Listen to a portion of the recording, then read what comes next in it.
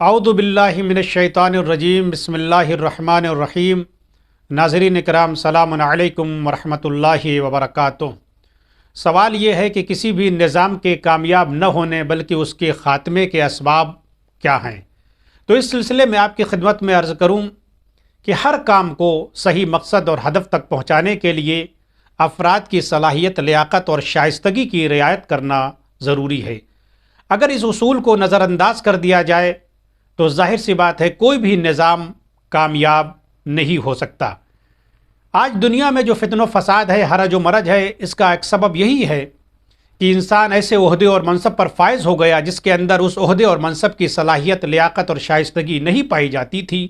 لہٰذا آج دنیا حرج و مرج کا شکار ہو چکی ہے۔ قرآن مجید نے پروردگار عالم نے جب بھی کسی کو کوئی عہدہ اور منصب دیا تو اس کی لیاقت اور شائستگی کی بنیاد پر دیا۔ بغیر لیاقت اور شائستگی کے خداوند عالم نے کسی کو کوئی عہدہ اور منصب نہیں دیا، لہذا دین اسلام نے لیاقت اور شائستگی اور صلاحیت کے اوپر ایک خاص توجہ دی، اور اسلام نے کہا کہ اگر کسی کو کوئی عہدہ اور منصب کسی بھی مرحلے میں اگر دینا ہو تو اس کی لیاقت اور شائستگی اور صلاحیت کو مد نظر رکھو، کیونکہ بغیر اس کے وہ نظام کامیاب نہیں ہو سکتا۔ چنانچہ مولا کائنات علی ابن ابی طالب علیہ السلام نے اس سلسلے میں فرمایا، آپ نے فرمایا یستدل علی ادبار الدول باربعین۔ مولا فرماتے ہیں کسی نظام کو کامیاب نہ ہونے کی 4 اسباب ہیں۔ تضییع الاصول،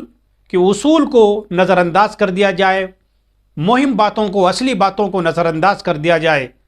والتمسک بالفروع، اور جنبی باتوں کو، فرعی باتوں کو اس پر عمل کیا جائے۔ اس کے بعد مولا فرماتے ہیں تقدیم الاراذل، اور برے لوگوں کو جن کے اندر صلاحیت نہیں پائی جاتی ان کو عہدہ اور منصب دے دیا جائے۔ اس کے بعد مولا فرماتے ہیں تاخیر الافاضل، اور جو پڑھے لکھے لوگ ہیں، فاضل لوگ ہیں، صلاحیت دار افراد ہیں، لیاقت اور شائستگی رکھنے والے ہیں، ان کو نظر انداز کر دیا جائے۔ ظاہر سی بات ہے جب کسی نظام میں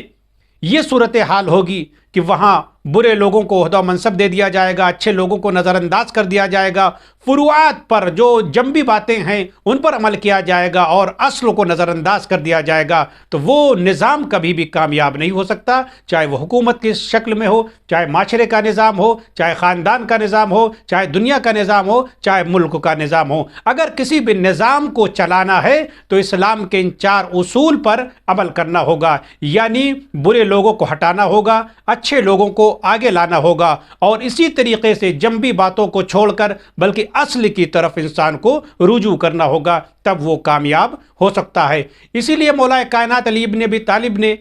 علیہ السلام نے ایک جگہ پر فرمایا، آپ نے فرمایا کہ لا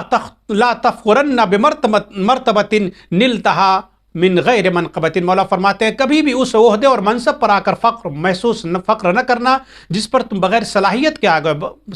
کے آئے ہو۔ یعنی انسان کبھی ہوتا ہے سورس اور سفارش کے ذریعے کسی مقام اور منصب پر فائز ہو جاتا ہے، مولا فرماتے ہیں کبھی بھی اس مقام پر آ کر فخر محسوس نہ کرنا، کیونکہ فَإِنَّمَا يَبْنِيهِ الاتفاق يَهْدَمُهُ الاسْتِحْقَاق، کیونکہ جس کی بنیاد اتفاق پر پڑتی ہے، جب صاحب حق آتا ہے تو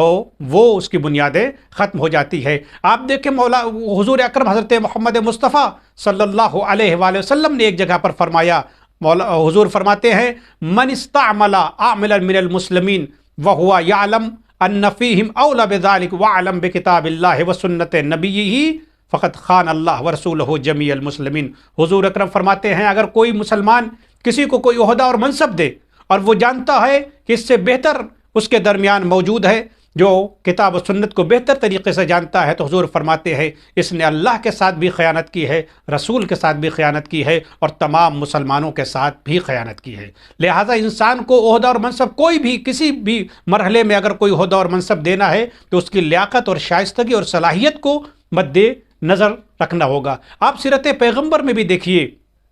آپ کو نظر آئے گا کہ جب پیغمبر عہدہ اور منصب کو دے رہے ہیں تو عہدہ اور منصب کو جب پیغمبر دے رہے ہیں تو ان کی لیاقت اور شائستگی کی بنیاد پر دے رہے ہیں۔ صلاحیت اگر عہدے کی ہے تب پیغمبر دے رہے ہیں۔ یہی وجہ ہے کہ آپ دیکھیں کہ جناب ابوذر جیسا متقی پرہیزگار صاحب ایمان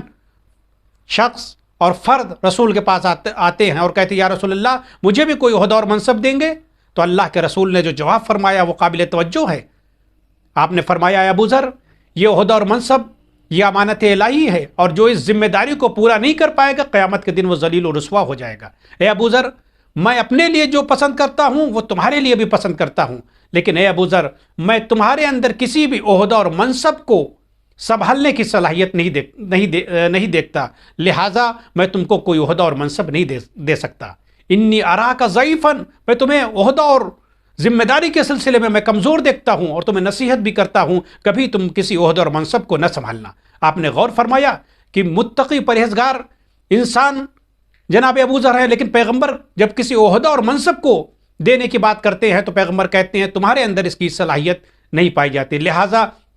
تمام لوگوں کو کسی بھی نظام کو اگر چلانا ہے تو ان اصول کو مد نظر رکھنا ہوگا، افراد کی صلاحیت کو دیکھنا ہوگا، اس کے اندر لیاقت کو دیکھنا ہوگا، شائستگی کو دیکھنا ہوگا۔ اگر دنیا والے بھی اپنے نظام کو اچھی طریقے سے چلانا چاہتے ہیں، حکومتوں کو اچھی طریقے سے چلانا چاہتے ہیں، تو ان کو حاکم ایسے افراد کو بنانا چاہیے، ایسے لوگ حکومت میں لانا چاہیے جن کے اندر صلاحیت پائی جاتی ہو، لیاقت پائی جاتی ہو، تاکہ وہ نظام کو آگے بڑھا سکے۔ والسلام علیکم ورحمۃ اللہ وبرکاتہ۔